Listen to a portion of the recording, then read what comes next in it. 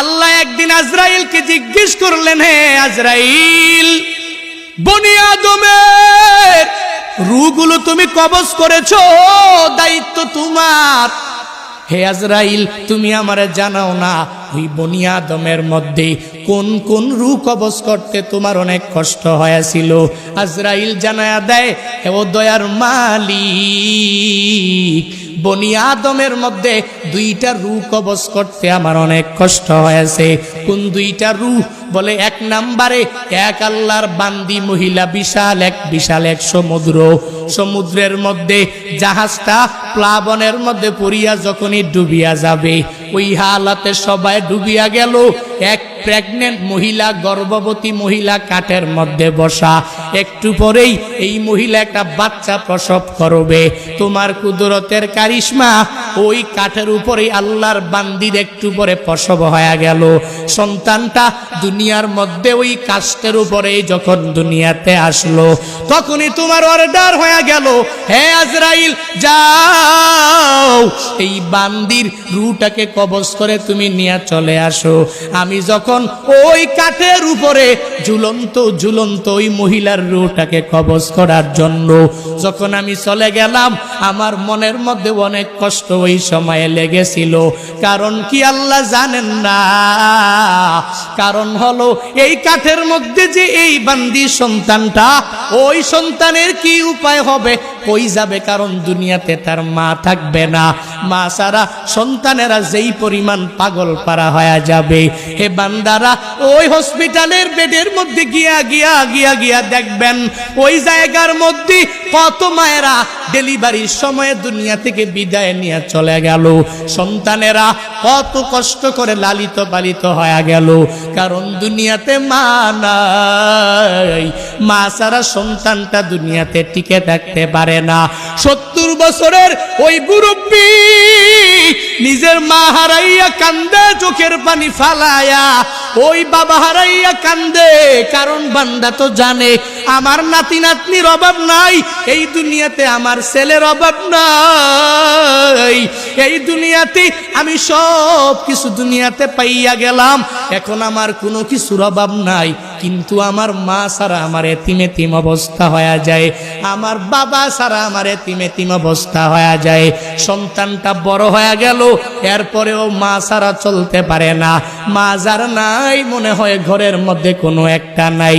যার বাবা নাই, ওই বান্দা পূর্ণাঙ্গ ভাবে বলতে পারে মনে হয় ঘরের মধ্যে টাকা আছে, সন্তানেরা আছে, বউ আছে, স্ত্রী আছে, পুত্রবধূ আছে, বাবা নাই, মানে ঘরের মধ্যে কোনো একটা মানিক নাই।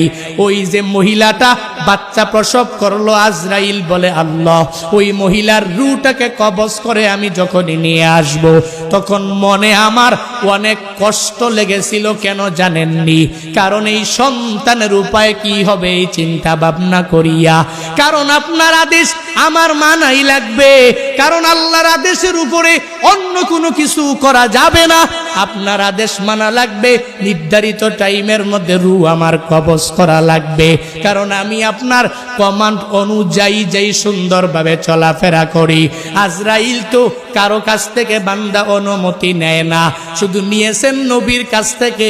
আল্লাহ আজরাইলকে নবীর কাছে পাঠিয়েছিলেন, হে আজরাইল যাও নবীর কাছে তুমি দৌড়ায় যাও। ওই নবীর রূহটাকে কবজ করার জন্য নবী যদি অনুমতি দেয়, তাহলে অনুমতি দিলে রূহটাকে কবজ করবা। নবী যদি অনুমতি না দেয়, রূহটা কবজ করা তোমার পক্ষে সম্ভব হবে না। ওই নবী কেমন নবী পেয়েছো?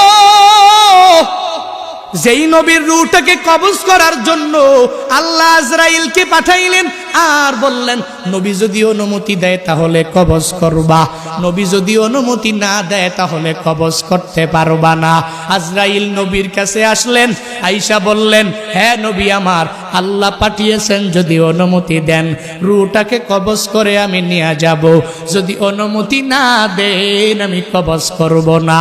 নবী আমার বলেন, অনুমতি দিব না, আল্লাহর কাছে আমার একটা কথা বাকি রইল, হে আজরাইল আইনা আখি জিবরাইল, আমার ভাই জিবরাইল কই, তুমি আমারে জানায়া দাও। যখন আজরাইলকে বলা হলো, আজরাইল বলে জিবরাইল ফিস সামাইল উলা, প্রথম আসমানের মধ্যে জিবরাইল বলে যাও যাও, ওই জিবরাইলকে যা খবর দাও আমার কাছে আসতে বলো। আমি জিবরাইলের কাছে একটা কথা বলবো, এটা রবের কাছে নিয়ে আসে পৌঁছায়া দিবে। আজরাইল জিবরাইলের কাছে চলে গেলেন। এবার জিবরাইল যখন রহমাতুল লিল আলামিনের দরবারে চলে আসলেন, নবী চোখের পানি ফালাইয়া কাঁদে। এই দেখে জিবরাইল ও চোখের পানি ফালাইয়া যখন কাঁদে, নবী আমার ডেকে বলে, হে ভাই জিবরাইল, তুমি কেন চোখের পানি ফালাইয়া কান্না করো বুঝলাম না। জিবরাইল বলে, নবী আপনি কেন কান্না করেন আমি বুঝি না, আপনি তো আল্লাহর বড় প্রিয়, ওই রবের দরবারে মুলাকাতে চলে যাবেন, আপনার কান্না করার কোনো দরকার নাই, কোনো প্রয়োজন নাই। আপনি কান্না করেন কেন? যখন জিবরাইল নবীকে জানায়া দেয়, নবী আপনার তো কান্না করার কোনো প্রয়োজনই নাই, ওই রবের মুলাকাতে যাবেন, ওই রবের সাক্ষাতে আপনি চলে যাবেন, তাহলে কান্না তো আপনার দ্বারা মানায় না গো নবী আমার।